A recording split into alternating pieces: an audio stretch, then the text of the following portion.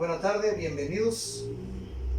En esta ocasión voy a tener el gusto de compartirles sobre la Eneida en la fundación de Roma, un tema muy importante en lo que es la literatura universal.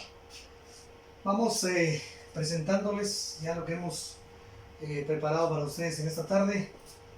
Tenemos acá un organizador gráfico que nos va a ir guiando. Obra La Eneida en la fundación de Roma. Tenemos algunos puntos que vamos a tratar, como es el autor, el género literario, el subgénero literario, los personajes, la trama, el tema principal, el argumento y la valoración personal. ¿Qué podemos decir en cuanto a lo que es la obra La Eneida?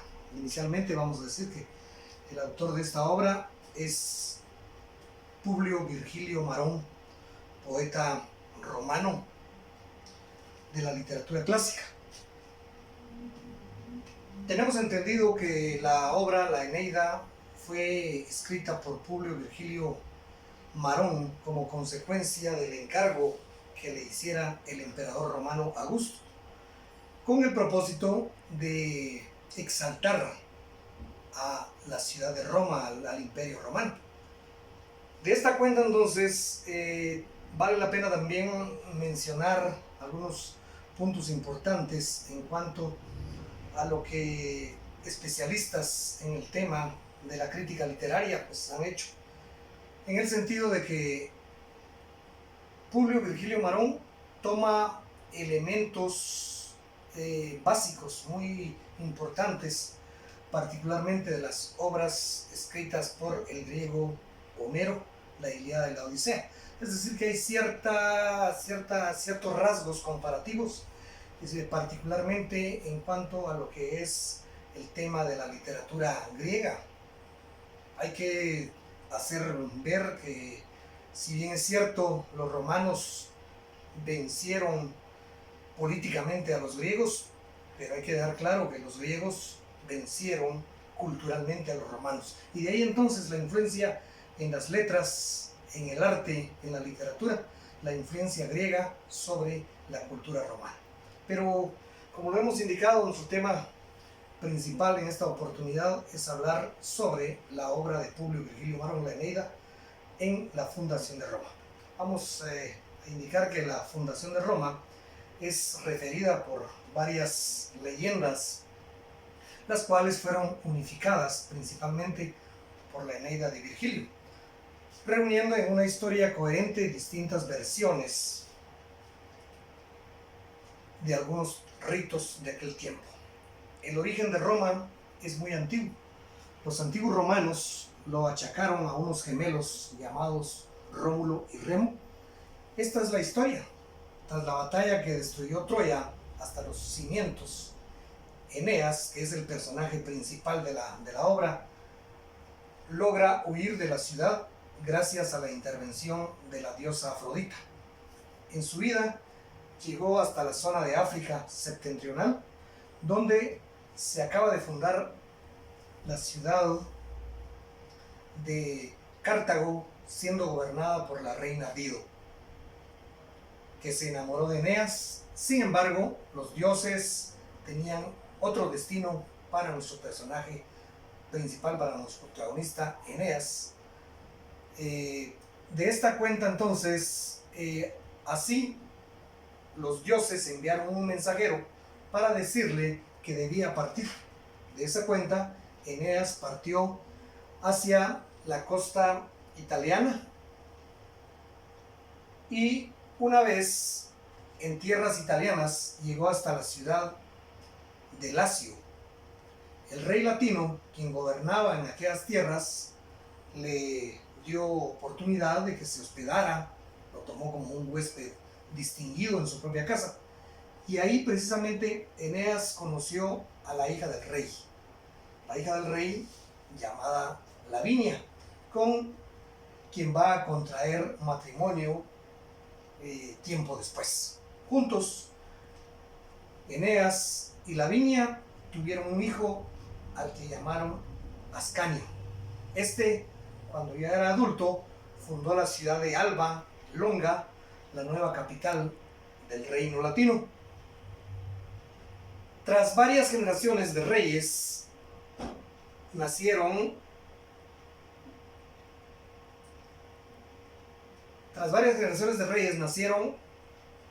Numitor y Amulio.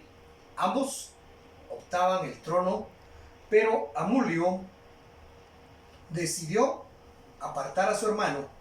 También se dice la leyenda que se deshizo de la hija de este, que era Rea, Silvia, obligándola a ingresar como sacerdotisa, vestal, que adoraban a la diosa Vesta, de manera que se mantuviera virgen y no tuviese nunca hijos que le reclamasen el trono.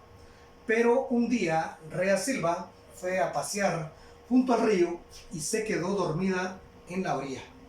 Casualmente pasó por ahí el dios Marte y se enamoró de ella. De ese amor nacieron 2 hijos.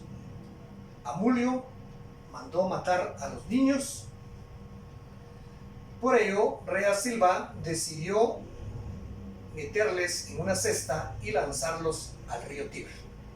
La cesta quedó varada en la orilla a 20 kilómetros de la desembocadura del río.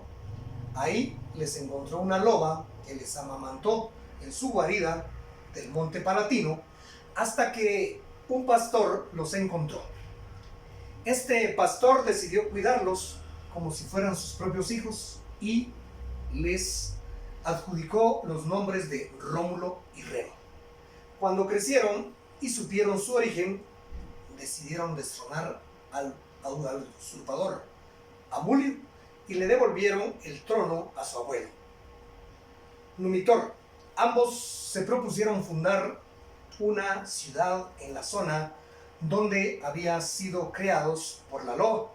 Sin embargo, no se ponían de acuerdo en la localización exacta, por lo que decidieron preguntarle a los dioses. Rómulo fue al monte Palatino y Remo al monte Avenino, 2 de las 7 colinas que había en el lugar. Remo vio 6 buitres, pero Rómulo vio 12, por lo que él decidió el lugar donde se asentaría la ciudad. Rómulo trazó en el suelo el dibujo de donde irían las murallas y las puertas de la ciudad y afirmó que mataría a quien las traspasase. Remo no creyó en la amenaza que fuera real o que a él no le iba a afectar, y así que se atrevió a atravesar uno de los trazos realizados por Rómulo. Este cumplió su promesa y mató a su propio hermano, y en su honor decidió llamar a la ciudad Roma. Así, Roma quedaría fundada en el año 754 a.C.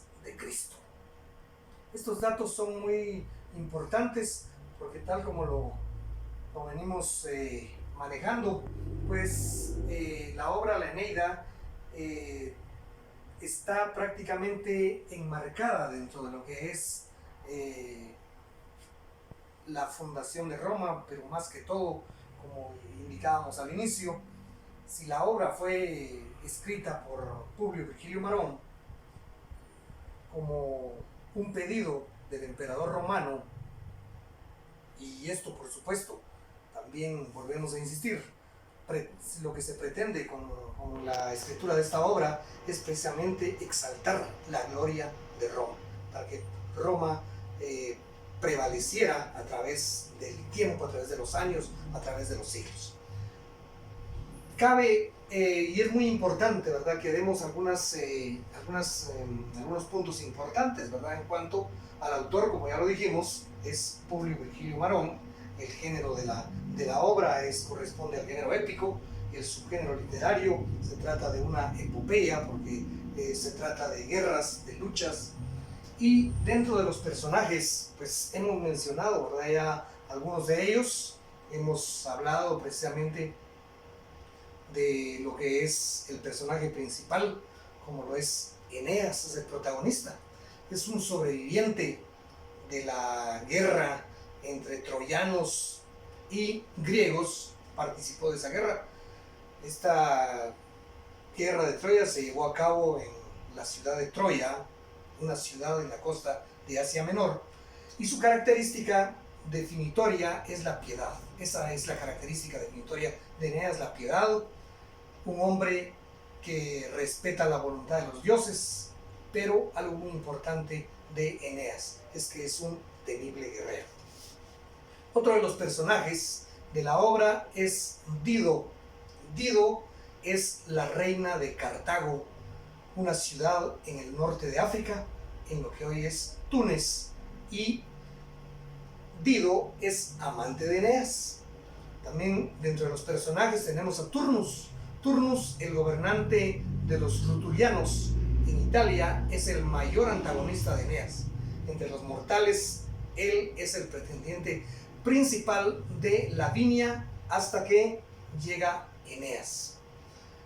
También tenemos otro de los personajes principales, es precisamente a Ascanius, el hijo pequeño de Eneas, con su primera esposa. Eneas había tenido una esposa llamada Creusa. Ascanius, también llamado Lulus, es más importante como símbolo del destino de Eneas. Hay que mencionar también dentro de la obra otros personajes principales. Podríamos mencionar a